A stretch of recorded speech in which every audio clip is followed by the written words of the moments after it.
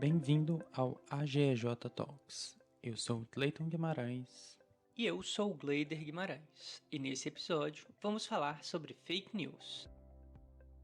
A temática de fake news tem ganhado muita notoriedade recentemente, tanto que o termo foi eleito como a palavra do ano de 2017 pelo dicionário Collins, que é um dicionário reconhecido e muito importante. Mas as fake news sempre estiveram presentes na sociedade. Essa notoriedade que elas têm ganhado recentemente é porque a sociedade se encontra informatizada. Tanto que hoje em dia a gente pode classificar a sociedade como uma sociedade da informação.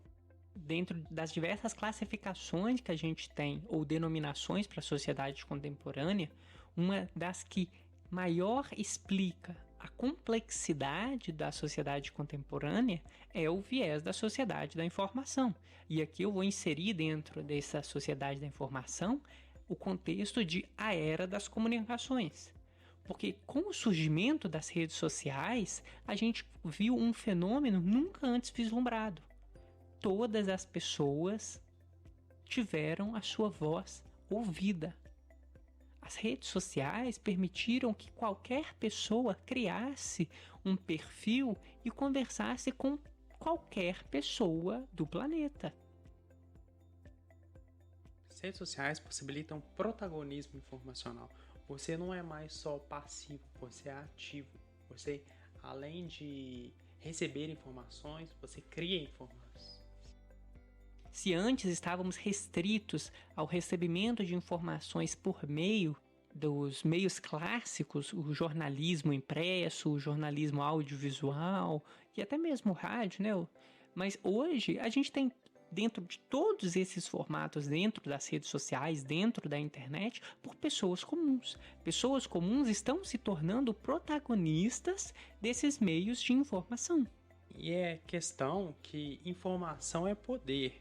E nem sempre quer se informar a verdade, seja dolosamente ou culposamente. É nessa perspectiva que se apresenta esse fenômeno das fake news, que se trata da disseminação de notícias sabidamente inverídicas, com o objetivo de desinformar e obter algum tipo de vantagem, seja ela política, econômica, qualquer que seja. As fake news aqui, elas via de regra vão estar voltadas ao ganho de algum tipo de vantagem. Mas a gente também pode pensar aqui no surgimento de diversas notícias desinformativas ou falsas que são meramente caluniosas, injuriosas, que querem tão somente causar danos a outras pessoas.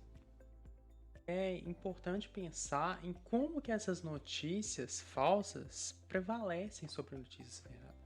Pois, segundo uma concepção clássica da teoria do marketplace das ideias, as ideias verídicas deveriam prevalecer sobre as notícias falsas. Entretanto, isso não acontece. Essa teoria tem se reputado falha diante do que a gente denomina pós-verdade. Porque há uma tendência de fatos objetivos terem menor influência para moldar a opinião pública do que aqueles que apelam para a emoção. E aliado aqui a essa noção de pós-verdade, sem dúvida, temos que citar, e uma pessoa que trata muito bem disso é o professor Bruno Zampier, que é a questão do viés de confirmação. Porque quando a gente trata aqui de viés de confirmação, a gente está falando que as pessoas, elas tendem a corroborar com ideias previamente estabelecidas por elas.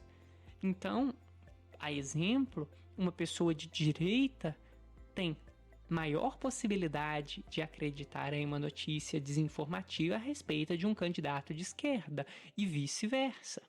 E todas essas pessoas não querem ouvir umas às outras, então todas são vítimas constantes de notícias desinformativas sem nem saber.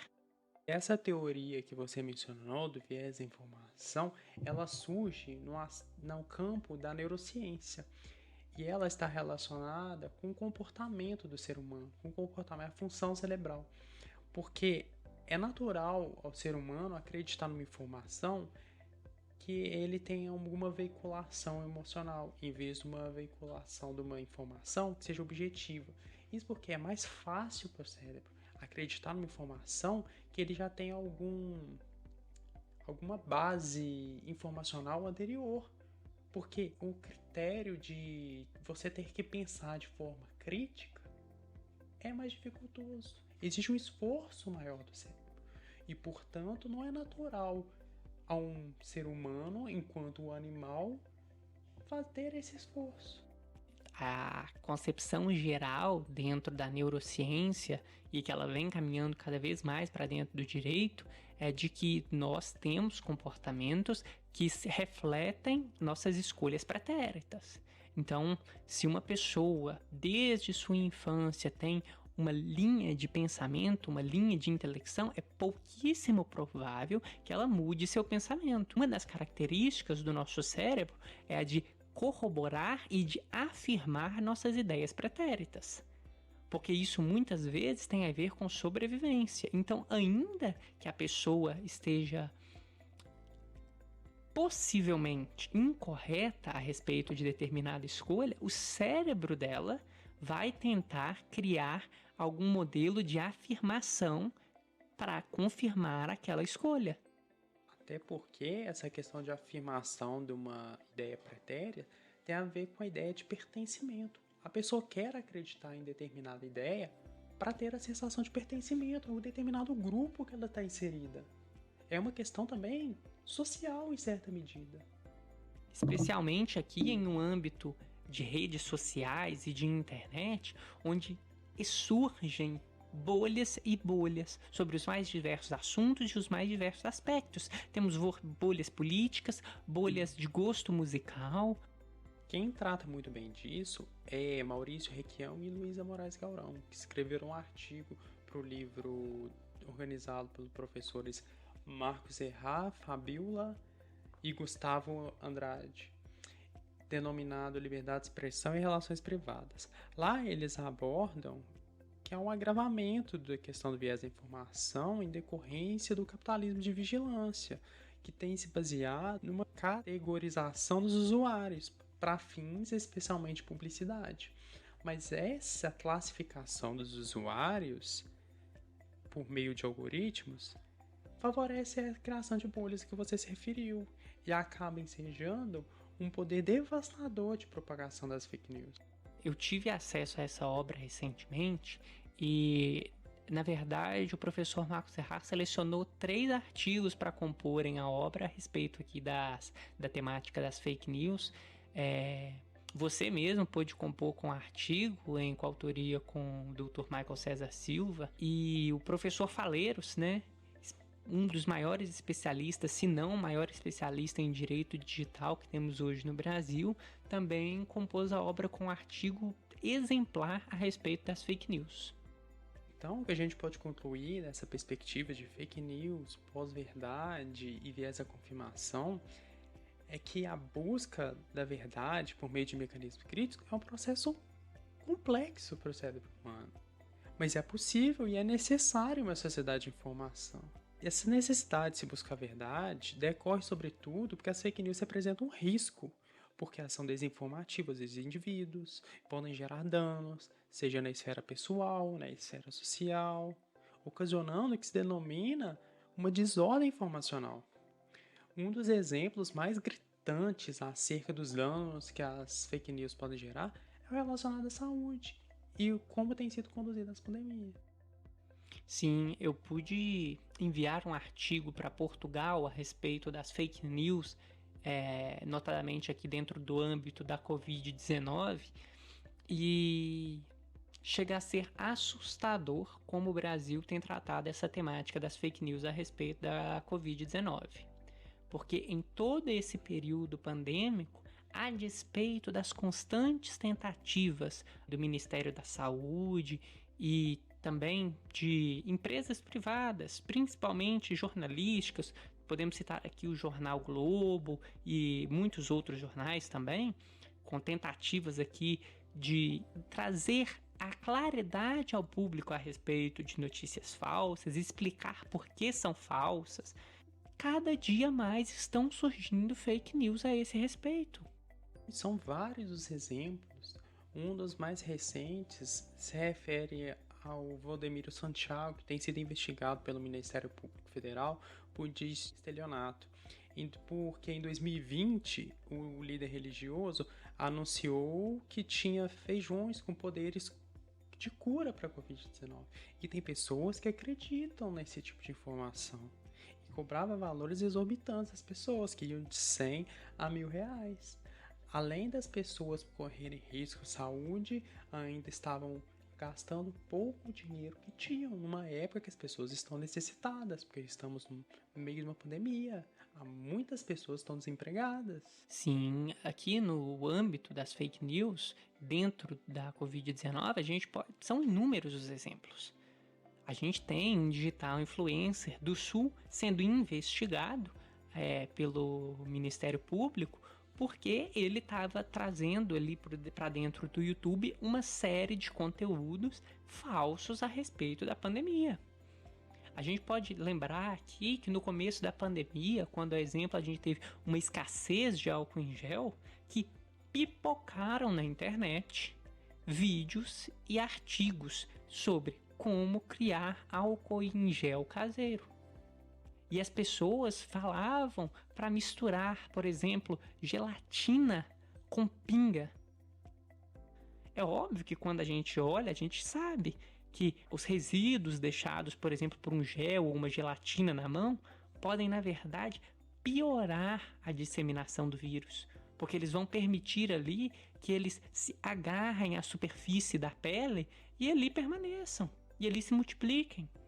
Mas determinadas pessoas, e muitas pessoas dentro do Brasil, não possuem esse tipo de conhecimento. Então é muito difícil para elas dividir o que é verdade do que é mentira. Até porque o intuito delas é tão somente de se proteger. E aqui a gente teve um problema gravíssimo com isso, porque pessoas simples, de menor instrução, estavam sendo afetadas por esse tipo de notícia falsa. Haviam notícias que diziam que tomar todo dia um pouco de mel misturado com pinga ou com uísque também ajudava no combate à Covid-19. A questão que a gente pode notar, então, é que tem dois grupos. Tem pessoas que são intencionadas em deliberadamente disseminar notícias falsas com intenção de prejudicar ou se beneficiar. Tem pessoas que não. Tem pessoas que são acometidas pela desinformação. E por isso é importante levar informações a essas pessoas. Educação é um ponto para se combater as fake news. Sim, sem dúvida alguma. E aqui, quando a gente vai falar de culpa dentro do âmbito das fake news, e aqui eu trato a culpa lato sensu, a gente tem que lembrar que a maior parte da doutrina brasileira tem defendido que fake news são tão somente uma conduta dolosa. Mas desde 2019, com a publicação na revista jurídica da Faculdade 7 de Setembro, eu já tenho defendido aqui que as fake news não podem ser propagadas e propaladas tão somente de forma dolosa. Porque quando a gente trata aqui de um jornalista, ele possui um dever de verificação da notícia. E quando ele falha com esse dever dele, a gente pode ver uma disseminação de fake news que não é dolosa, mas que na verdade aqui ela trata da imprudência.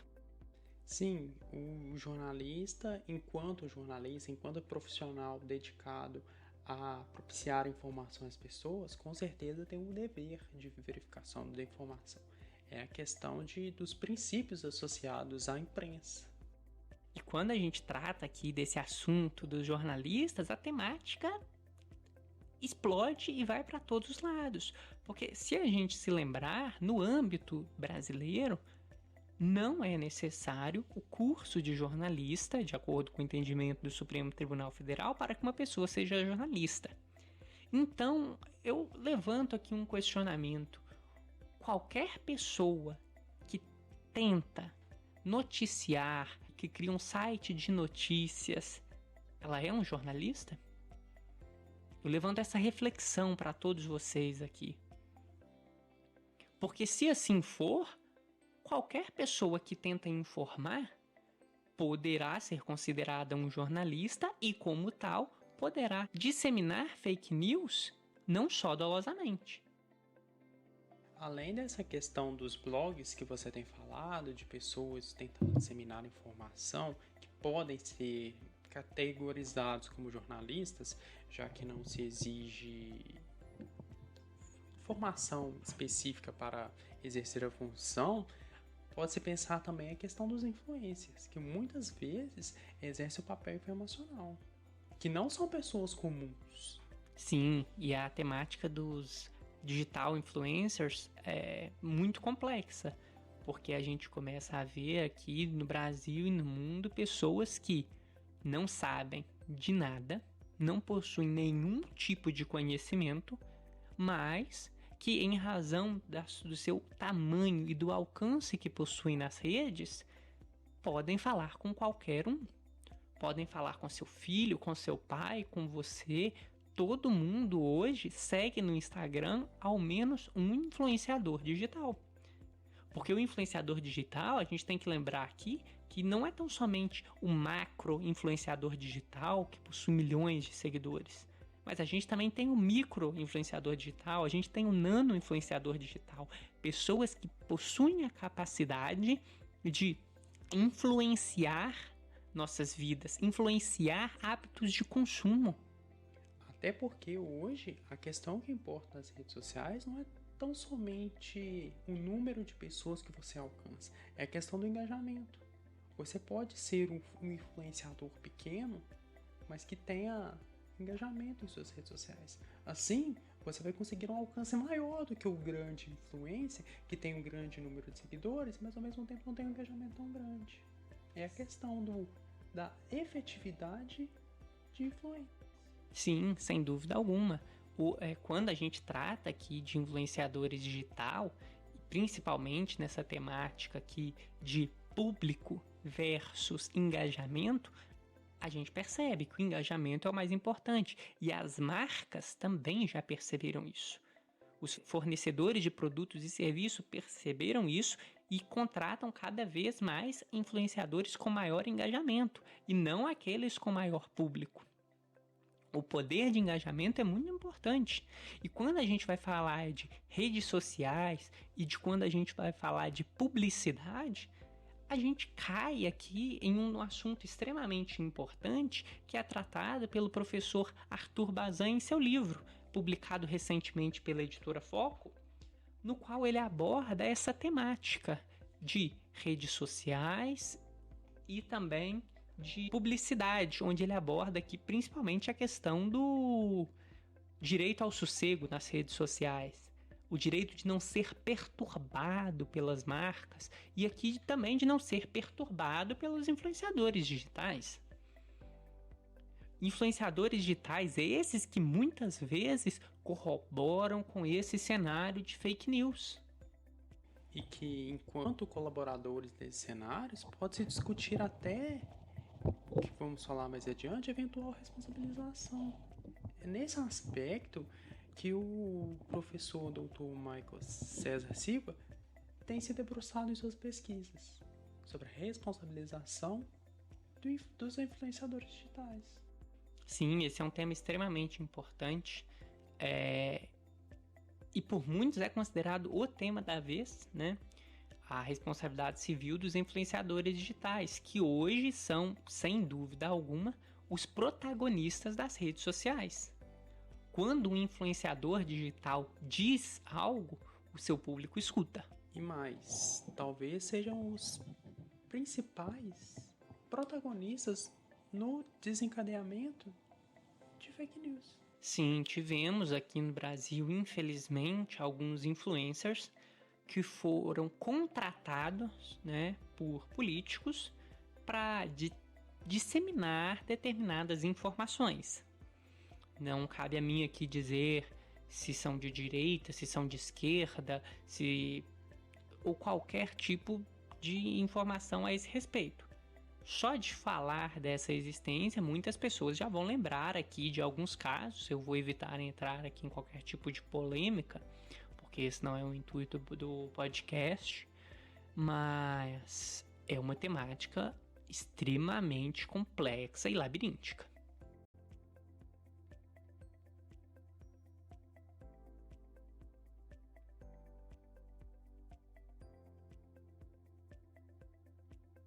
corte em relação aos influencers, ele se deu principalmente com o propósito de evidenciar os potenciais danos decorrentes da disseminação de fake news.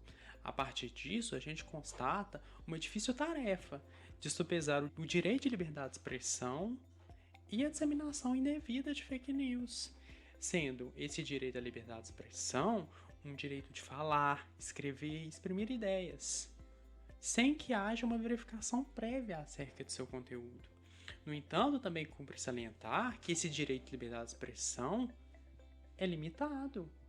Não se pode disseminar fake news. Não está contemplado no direito à liberdade de expressão as fake news. Quando a gente fala aqui de fake news, de notícias desinformativas, que é a tradução mais precisa do termo, a gente, sem dúvida alguma, trata de liberdade de expressão e de fake news enquanto um abuso no exercício desse direito. É o exercício que vai para além dos meios comuns, dos meios aceitos e dos meios esperados. Porque quando uma pessoa se propõe a falar, se propõe a discutir, a gente espera que aquela pessoa esteja falando a verdade. Então, o direito à mentira, por assim se dizer, ele não está contemplado dentro do direito de liberdade de expressão no âmbito brasileiro. É uma perspectiva bem interessante, porque enquanto no âmbito brasileiro nós temos essa clareza que as fake news não estão contempladas dentro do direito de liberdade de expressão, é uma questão paramentalmente oposta nos Estados Unidos, em que lá a discussão se as fake news estariam ou não contempladas dentro do direito à liberdade de expressão. A despeito de no direito brasileiro o direito à liberdade de expressão possuir um papel especial, aqui principalmente em função do nosso histórico de repressão em relação a esse direito, e a gente pôde ver a importância desse direito e hoje a gente trata ele com muito esmero, principalmente no que diz respeito às suas eventuais limitações. Nos Estados Unidos, a Carta Magna é clara e cristalina. É realmente uma questão muito interessante. Mas voltando à questão especificamente do Brasil, então, em termos gerais, nós temos a noção de que o uso do direito de liberdade de expressão só pode ser feito para a divulgação de informações verdadeiras e que estejam em consonância com a proteção dos direitos da personalidade. A temática dos direitos da personalidade aqui é o eixo central dentro das fake news, ainda que ele esteja dentro aqui do direito da liberdade de expressão, porque as fake news, como regra, buscam atingir os direitos da personalidade, principalmente aqui no que dizem alguns, honra subjetiva, ou para outros, um dos direitos reflexos à imagem. Mas a gente pode pensar aqui que as fake news podem atingir esses direitos e não somente aqui os direitos da personalidade de um indivíduo, mas as fake news também podem atingir direitos da coletividade. As fake news podem causar danos gigantescos. A gente teve no México recentemente, em uma pequena vila, um caso no qual um pai e um filho foram espancados até a morte, porque supostamente eles eram abusadores de crianças. Um indivíduo difundiu pelas redes sociais essa informação, porque estavam tendo casos de sequestro de crianças na região. Um desses indivíduos pensou que o filho era um desses abusadores, que começou a ser linchado. O pai foi proteger o filho e ambos morreram sendo linchados. Depois descobriu-se que eles não tinham nada a ver com essa temática. E aqui a questão é muito mais complexa, porque além de incorrer na morte de duas pessoas, todo o linchamento foi transmitido por meio de uma live do Facebook.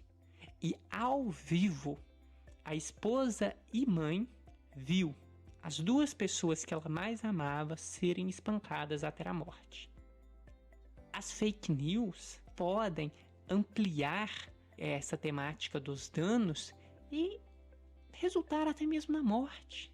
Então é um tema que tem que ser discutido.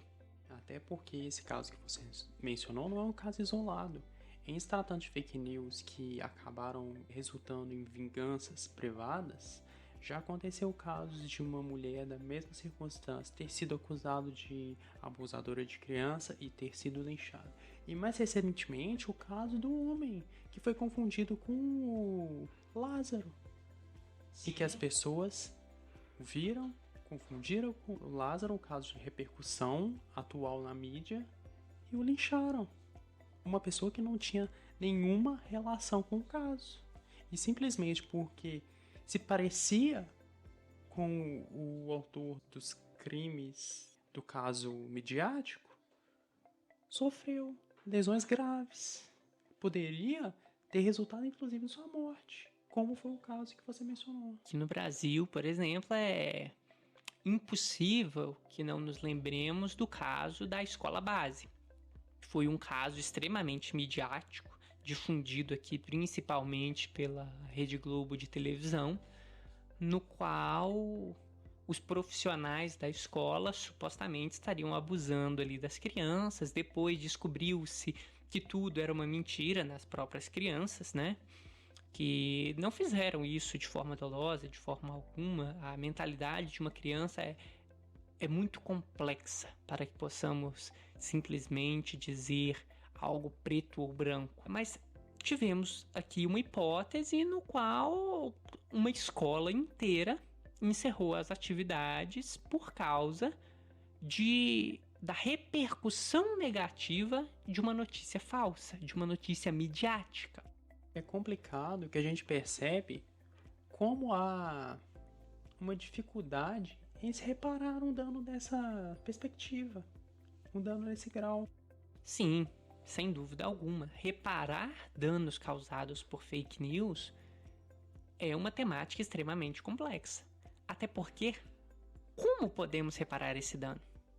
Ao meu ver, dizer que reparar um dano de extremo tamanho como esse, simplesmente por intermédio de uma compensação, isso é, o oferecimento monetário em razão da lesão ao interesse existencial concretamente merecedor de tutela, é algo aviltante. Dizer que o dinheiro pode reparar qualquer dano não é algo que, na minha concepção, está dentro dos limites da Constituição brasileira. No âmbito de um direito civil constitucionalizado, nós não podemos admitir essa concepção. E é por isso que muitos pesquisadores buscam outras alternativas para a reparação causadas pelas fake news. Tem que se pensar a princípio justamente no caráter preventivo. O ideal é que esse tipo de abuso de direito não ocorra. Sim, hoje quando a gente fala aqui de prevenção, segundo o professor Nelson Rosenwald, o norte da responsabilidade civil contemporânea, é algo que ele reiteradamente diz em suas palestras e também que escreve em sua obra O Novo Tratado de Responsabilidade Civil, que ele escreve em coautoria com o professor Felipe Peixoto Braga Neto e também o professor Cristiano Chaves, que eles trazem aqui uma perspectiva atualíssima para prevenção e precaução dos danos. Porque se a gente fala de reparação, a gente está falando da ocorrência de um evento danoso a determinado ou determinados, ou até mesmo indeterminados indivíduos. Mas se a gente fala de prevenção, a gente começa a falar da não ocorrência desses danos. A gente fala de como evitar a ocorrência de eventos danosos. E nessa perspectiva, se insere o que a gente falou anteriormente sobre algoritmos que podem evitar com que seja disseminada fake news. Por isso a importância da implementação, desde que razoável, para evitar a propagação desse tipo de notícia. Até porque com a evolução da inteligência artificial, cada vez vai ficar mais fácil a verificação se uma notícia é verdadeira ou falsa. Em relação à Covid, por exemplo, toda informação que tem sido veiculada relacionada a esse tema, As redes sociais como o Instagram, Facebook, têm colocado uma tarja para que as pessoas se atentem que essa informação não pode ser verídica. Como é um tema relevante, de importância, ela sugere que verifique, busque. Não se atenha somente a essa informação a que você está sendo veiculado. O Instagram, além de colocar essa tarja, ele tem aqui um mecanismo extremamente interessante que quando o algoritmo de publicação do YouTube identifica que o tema da publicação do story ou de uma postagem no feed diz respeito à Covid-19, ele restringe o alcance da publicação. Não meramente restringe, para que essa publicação possa passar por um crivo, uma verificação do seu conteúdo, para que então seja liberada a sua profusão dentro da plataforma do YouTube. Então, se hoje você pegar o seu celular e publicar uma postagem a respeito da Covid-19, muitos dos seus seguidores não vão receber aquela notícia, até que ela seja verificada. Nessa mesma perspectiva, muitas pessoas, se aproveitando de que a inteligência artificial não evoluiu a pontos de entender completamente o conteúdo das matérias, têm se utilizado de terminologias anexas ou que têm algum tipo de verossimilhança com o termo para poder deliberadamente fugir dessas regras. Assim, estão sendo veiculados muitos vídeos no YouTube, que em vez de falar pandemia, trocam uma das palavras do termo. Assim o leitor consegue entender do que se trata, talvez nem seja por intenção de deflagrar uma fake news, mas para que não perca seu alcance. Mas está sendo frustrado a ideia inicial de fazer um crivo. Sem dúvida alguma, a gente está constatando aqui diversos influenciadores, principalmente, que já passam a se utilizar desse tipo de técnica para não ver o seu alcance minado. Porque quando a gente fala aqui, principalmente de influenciadores digitais, alcance é dinheiro.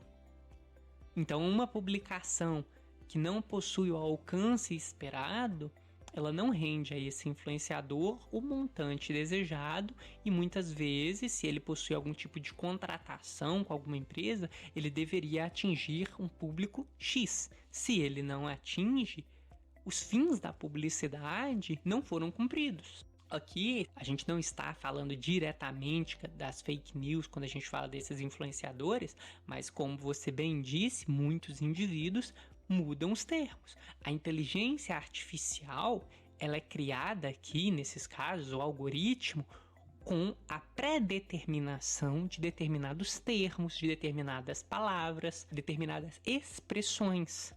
Mas quando o indivíduo deliberadamente se esvai desse caminho e utiliza outros termos, então, por exemplo, ao invés dele dizer Covid, ele diz, como muitos negacionistas dizem, o vírus da China, é possível que ele não seja aqui contemplado por esse algoritmo de modo a ter o seu conteúdo conferido. A gente tem falado de uma perspectiva positiva desses algoritmos sendo utilizados por redes sociais, mas eles também são problemáticos em uma certa perspectiva.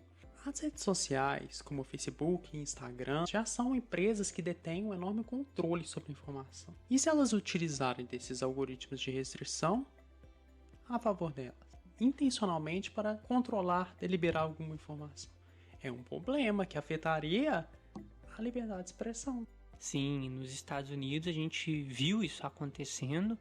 O dono do Facebook, Mark Zuckerberg, foi chamado diante do Congresso para se explicar a respeito dos algoritmos do Facebook, que supostamente estariam privilegiando conteúdos de determinada linha de pensamento ideológica. Se realmente os algoritmos do Facebook possuem tal vício, somente um especialista vai poder dizer. Mas determinados congressistas acreditaram nessa ideia, seja ela verdade ou não, e chamaram ele a se explicar, e na ocorrência disso as ações do Facebook caíram drasticamente.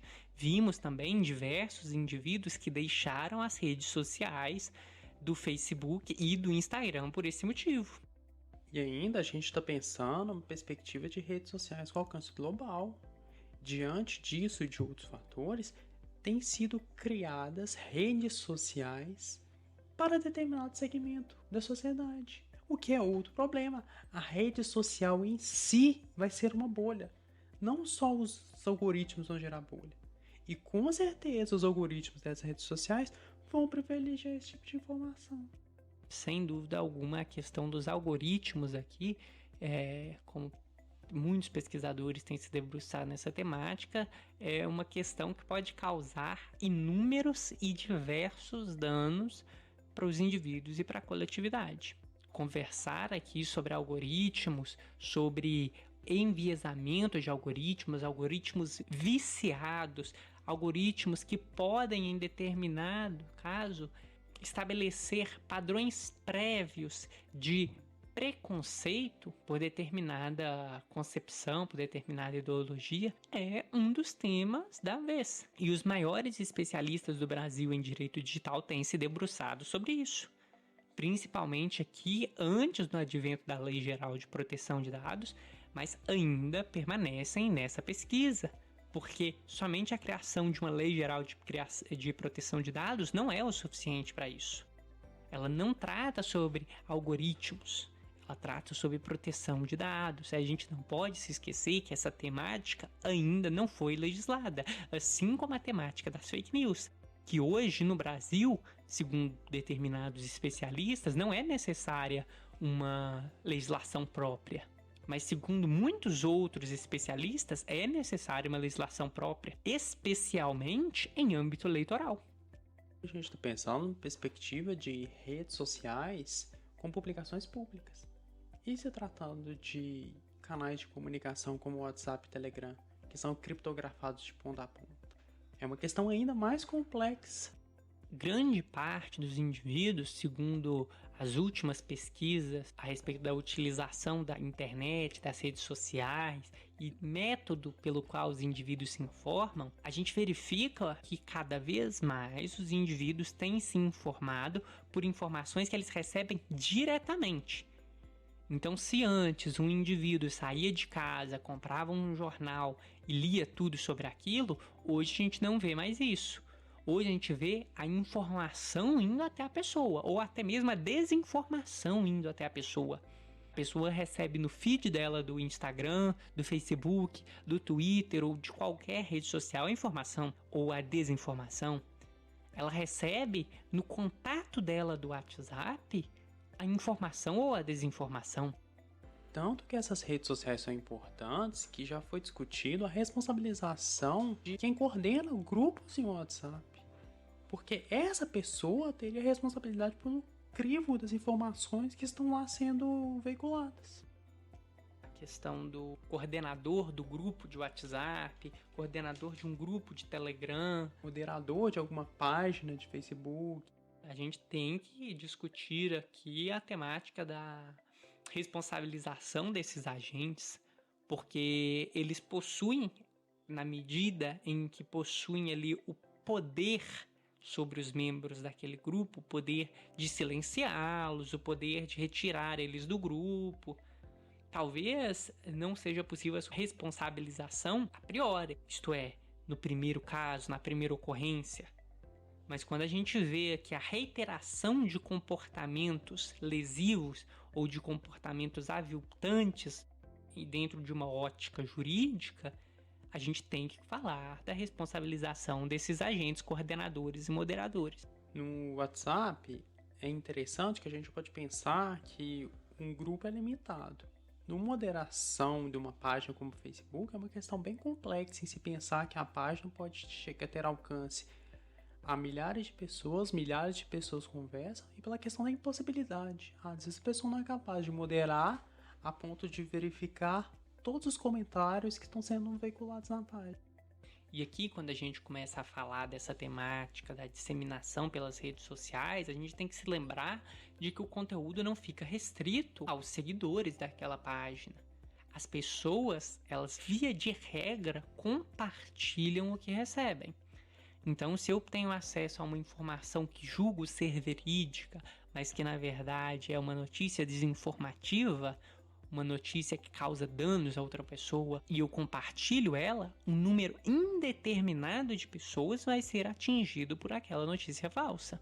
Além do que, não necessariamente a informação que você divulgou é a informação que a pessoa no futuro irá receber. Muitos se esquecem que as notícias são atualizadas. Você está atualizando uma notícia, transmitindo um link, sem ter certeza do conteúdo que vai estar lá no futuro. Para garantir a melhor posição dentro do Google, dentro dos mecanismos de pesquisa da internet, muitas páginas e muitos jornais têm recorrido exatamente a isso, a atualização constante de notícias para ampliar aqui as leituras dentro daquela página, para melhorar a qualificação daquela página diante dos mecanismos de pesquisa e assim se posicionar de melhor forma. Como assim?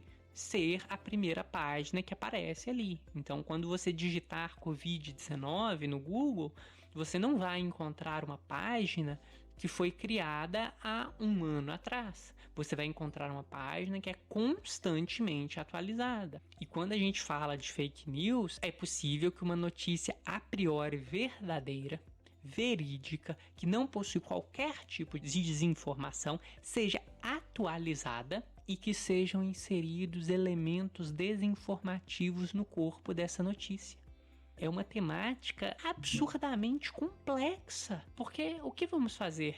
Vamos proibir as pessoas de atualizarem suas notícias, seus portais, suas páginas, seus blogs?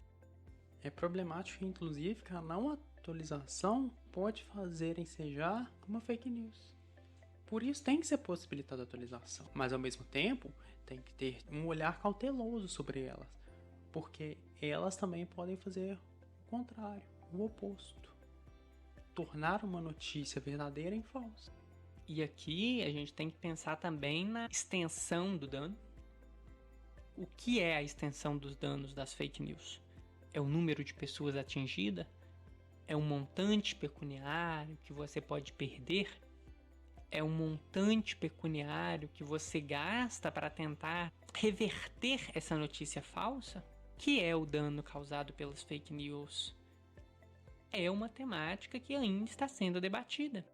Há então uma função preventiva em que tem importância tanto as pessoas tenham acesso à informação, as redes sociais e os algoritmos que elas utilizam, e o Estado. Quando a função preventiva não é suficiente, pode haver a ocorrência de um dano que é difícil de se perceber qual que é a sua extensão. Mesmo sem entender qual é a extensão efetiva do dano, a gente começa a ter que pensar em uma função preventiva para minimizar os danos e que pode ser por meio de algum pagamento efetivo, alguma quantia, ou por outras funções, como você muito bem mencionou, a retirada da notícia falsa de circulação, um direito de resposta, um direito à retratação.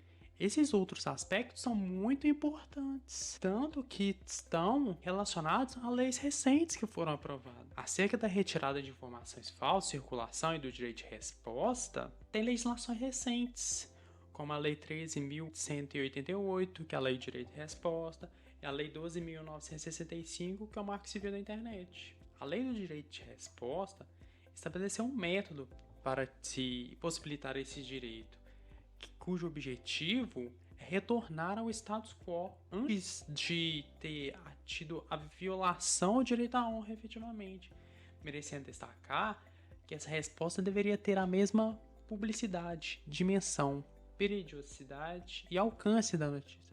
É esse aspecto que é importante e dificultoso, sobretudo pelo que você falou dos sites e como eles utilizam o mecanismo do Google para ascender. Será que a notícia que foi vinculada com fake news e o direito de resposta veiculado em uma outra notícia terão o mesmo alcance? Será que, se não tiverem o mesmo alcance, houve uma reparação devida? Reparar um dano, como você bem diz, não é tão somente compensar ou indenizar. Reparar um dano aqui, dentro de uma ótica da responsabilidade civil e de uma reparação integral, dentro de uma ótica de direito dos danos, é muito mais do que isso.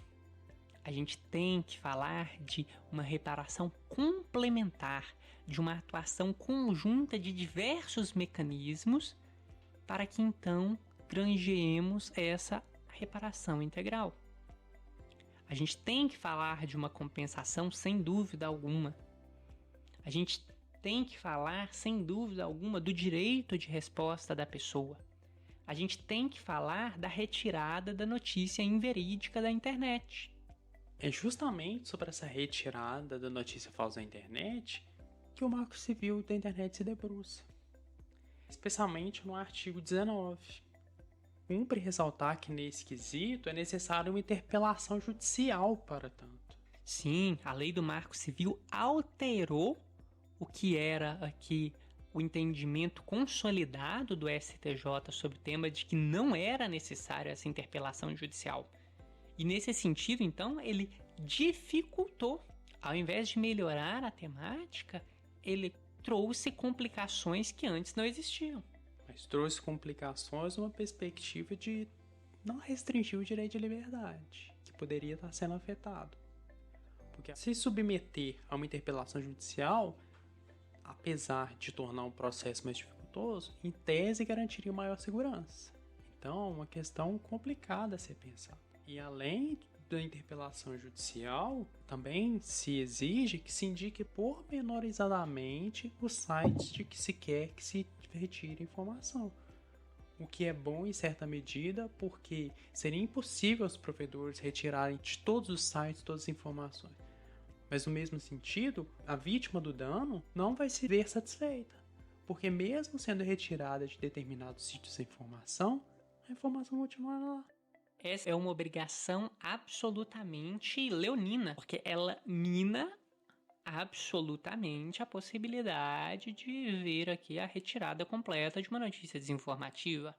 Porque uma vez, por exemplo, que um juiz compreenda essa temática dos algoritmos, que ele compreenda a possibilidade de exclusão de determinados conteúdos com base em palavras-chave, em termos-chave, é absolutamente possível aqui fora do âmbito do Código de Processo Civil e do Marco Civil da Internet, por óbvio, que quase todas as notícias sobre determinado conteúdo inverídico que cause danos a outra pessoa sejam retirados da internet. E é bom que hajam mecanismos também de proteção para quem veiculou determinada informação, porque pode ser que essa palavra-chave culmine na retirada de informação de uma notícia que não necessariamente está relacionada com dano. Então, tem que se possibilitar o direito de defesa. Talvez haja alguma suspensão da notícia e a possibilidade da pessoa exercer o direito de defesa para comprovar que a notícia não tem referência ao dano causado à vítima. Sim, muitas vezes uma notícia informativa a respeito da existência de uma fake news poderia ser contemplada exemplificativamente. Mas aqui, como você bem disse, temos que pensar em uma variedade de mecanismos que possam possibilitar essa retirada do conteúdo inverídico. E a gente tem falado uma perspectiva do que existe, mas tem tido uma tendência de regular o tema das fake news. Para além de que nós pensamos do regime da responsabilidade civil, das leis supercitadas, da Lei de Direito de Resposta, Marco Civil da Internet. No mundo, por exemplo, nós podemos citar exemplos como o da Alemanha, que foi aprovada uma norma que impõe aos provedores o dever de reportar às autoridades policiais violações do seu uso, especialmente numa ótica de combate ao discurso de ódio. Na França, foi aprovada a Lei 1202 de 2018, que faz uma bipartição, que seria um período eleitoral, o que não seria um período eleitoral. Fora do período eleitoral, haveria um dever de cooperação dos provedores, que devem implementar medidas para evitar a propagação de fake news, seja por meio da transparência dos seus algoritmos, que é uma coisa muito importante, que você já até mencionou que o Facebook fora obrigado a compartilhar. Combate de contas que recorrentemente divulgam fake news. E esse também é um aspecto extremamente importante, porque normalmente quem veicula fake news são os mesmos indivíduos. Ainda apresenta como dever a guarda de dados de pessoas físicas e jurídicas que impulsionam informações de interesse público. Agora, no período eleitoral, as fake news têm que ser evidentes para a tomada de providência pelos provedores. Nos demais casos, há de ser sancionado a justiça. Faz isso com um propósito bem evidente, que é de não minar pluralismo jurídico. Ou seja, na época eleitoral, há uma abertura maior em relação à liberdade de expressão. E por fim, o Brasil, seguindo esses exemplos, também tem um projeto de lei tratando das fake news, que é o projeto de lei 2630. Um projeto que apresenta alguns problemas, que vários países estão editando leis no sentido de combate a fake news, mas tem críticas quanto à necessidade ou mesmo à viabilidade disso. A gente discutiu o tempo todo como viabilizar o combate às fake news. E por muitas vezes, essas leis não encontram soluções. As fake news, elas conseguem, principalmente no seu método de profusão aqui, de criação, elas conseguem ser muito diversificadas. E uma vez que uma lei surge sobre o tema, sem dúvida, diversos indivíduos vão encontrar métodos para burlar essa lei. É algo que é muito plástico, que o criador de fake news consegue, com muita maleabilidade, levar a notícia de um lado para o outro. Ele consegue usar redes sociais diferentes, ele consegue usar métodos de indexação nas redes sociais distintos. Então, falar que simplesmente as redes têm que regular, que as redes têm que extinguir as fake news, é algo impossível. Impossível até numa perspectiva de que as informações não se restringem ao Estado. A pessoa pode deliberadamente postar com um IP de um outro país. Como você vai responsabilizar a pessoa em outro país? Ainda que ela esteja fazendo referência a informações que digam respeito ao seu país, a pessoas de um determinado país. Sim, a internet e, notadamente, que as redes sociais possuem a característica da transnacionalidade. Então, uma notícia publicada aqui no Brasil pode ser acessada em quase qualquer país do mundo. Existem países que restringem a sua internet, utilizam intranets. A gente tem aqui, por exemplo, o caso da Coreia do Norte, que as pessoas utilizam uma intranet e essa intranet é conectada em determinados pontos na internet. Então você não tem acesso a todos os tipos de informação, mas via de regra todos os indivíduos possuem acesso à internet. E pensando que é benéfico o acesso à internet, porque quando há essas restrições ao acesso à informação de forma tão ampla, normalmente está associada a regimes ditatoriais. Restringir a informação é um dos primeiros passos de qualquer ditadura que já vimos na história do mundo. Então, qualquer Estado que tome essa resposta às fake news vai causar um rebuliço não só interno, mas também externo.